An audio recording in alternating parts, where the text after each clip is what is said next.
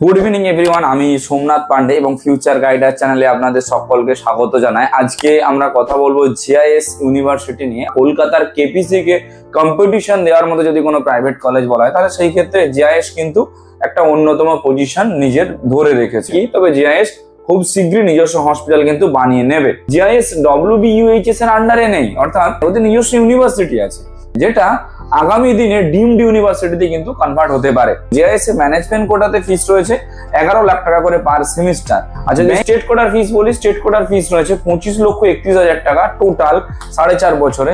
এই ক্ষেত্রে কোনো নেগোশিয়েট হয় না ঠিকই, তবে এই ক্ষেত্রে ব্যাংক গ্যারান্টি যে বিষয়টা থাকে সেটা যদি আপনারা আগে থেকে আমাদের সঙ্গে কনসাল্ট করেন আমরা আপনার রিমুভ করে দেওয়ার চেষ্টা করব। তো যদি এই বছর আপনাকে এমবিবিএস এ অ্যাডমিশন নিতে হয় তাহলে পারলে এখন থেকে আপনি নিজের সিটটা কনফার্ম করে রাখতে পারেন। Thank you.